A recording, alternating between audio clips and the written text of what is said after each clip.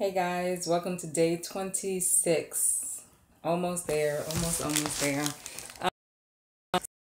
Today is an anniversary. The anniversary is 3 years ago. Today, we made our first transition from South Florida, where both me and my husband Derek's family's from, to South Carolina.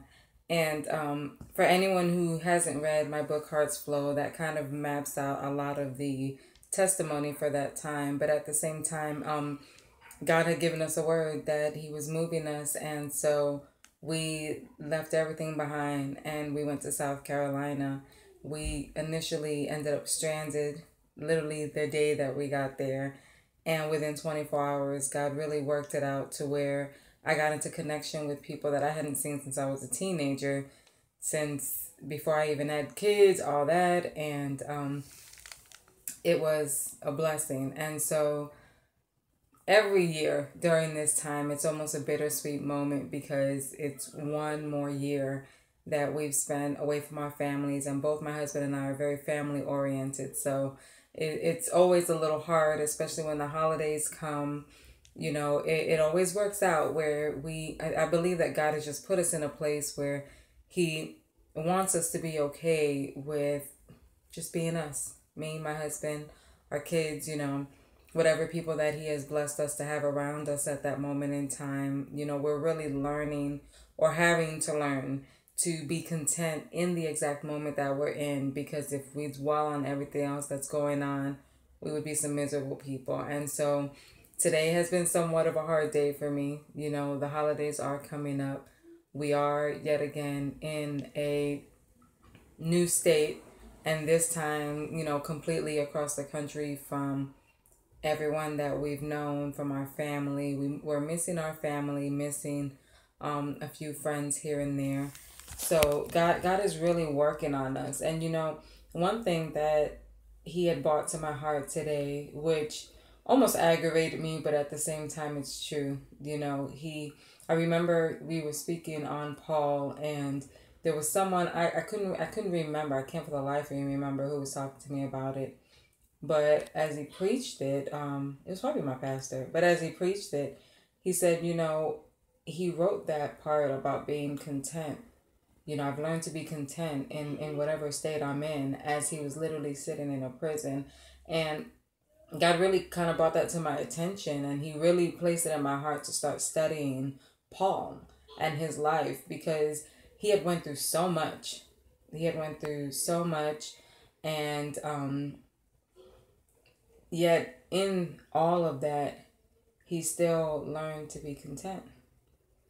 And it's a hard thing, I was telling my mom earlier, I was like, I feel like we're really just trying to survive at this point, as far as being happy, like truly and genuinely happy, and having joy.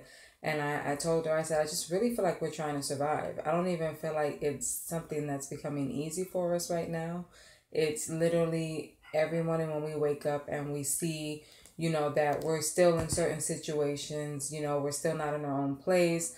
We're just kind of looking at each other like, let's just get through this day.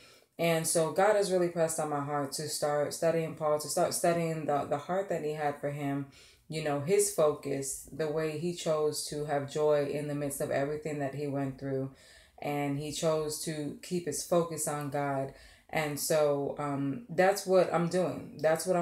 Because we have a choice when we get into these kind of funks, as I call it.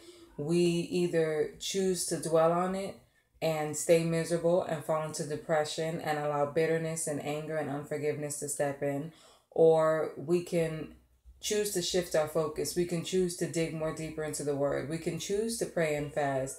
We can choose to be happy. And, for me, I've spent a lot of time being the victim, and I can say that honestly about myself. I've spent a lot of time being the victim. I have gone through a lot in my life, but even when you've gone through a lot in your life, you have to choose not to forever be the victim and to be the victor.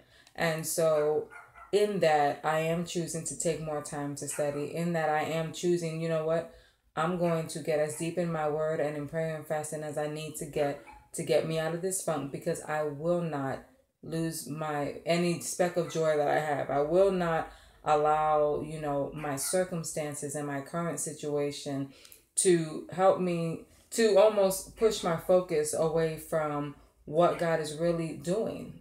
He's teaching us, He's molding us. There are things that we've learned in the couple months of being here that we would have never even fathomed. There were things that people tried to teach us that we were like, no, that's not God. That's just you being a rude person. And the fact that you're using God just makes you rude and a jerk at that. But then we get here and we get into a different culture and we realize, you know what? They weren't being mean about it. They were being real. One of the things, for instance, was we had a worship pastor in South Carolina where she was like, look, I love you. I'm here for you anytime you need me, but we're not BFFs. We ain't cool like that. And we would look at her like, because I looked at her and I just loved her to death. I still do. And I was like, I'm going to be your best friend forever. We're going to be in ministry together. We're never going to leave each other's side. We're going to live in houses right next door to each other. I was like that kind of weird. And she was like, no, sweetie, it doesn't even work like that. So don't get too attached, because when God's ready to move you, He's ready to move you. And I thought she was the meanest thing in the world. I was so hurt by her. I just thought she just didn't want to be my friend. She didn't like me. And then I got here and I realized, you know what? Had I been that attached to her, had we become the best friends that I wanted us to become, I would have never left South Carolina to come here. And even though things haven't gone at all the way I thought they would here, I know that this is where God sent us. I know that God is setting us up for something huge, and we would have missed out on it all trying to hold on to things. So with that being said, today I just want to encourage you. I want to encourage you that, as we go through this challenge, a lot of times we'll have all these expectations of where we think we'll be at the end of the challenge. Don't be dismayed or don't get disappointed. Whole new level by the end of this challenge. Be okay with the small things. Be okay with, I see the things that God is teaching me. Because honestly, I thought I was going to get to today. I thought I was going to get to this anniversary date and not be so hurt or not be so saddened by things. But I was. But the reality is that in the midst of that sadness, in the midst of missing my family, in the midst of missing some friends, I can look back and honestly say, Lord, I thank you. I thank you because I'm not where I used to be. I thank you because instead of putting a straw in a bottle of Bacardi and drinking it down and popping some pills with it to get through my night, I'm here. I haven't had to have a drink. I haven't had to smoke. I haven't done anything that I said I would not do anymore, that God has delivered me from. And that is a step above anything that happened last anniversary or the year after that, because every year there was a different way that I needed to cope through it. So I'm grateful because I see growth. I'm grateful because I see that God is teaching us things. I'm grateful because I see that God is molding not only me, but my husband, our children, our family as a whole. We may not be where we want to be right now, but we have everything that we need. And for that, I'm so grateful. And so, in this time of the holidays coming up, you may have some things of your own that you're sad about. You may have some things that you just kind of go through, some issues, some feelings that kind of creep up on you when the holidays come, whether you live around your family or not. In that time, just take the time to ask God, to help you to be content, help you to find something to smile about in the midst of how you feel. And I promise you, no matter what you're going through, He's going to make you smile, because no matter what you're going through, there's someone who's going through something worse.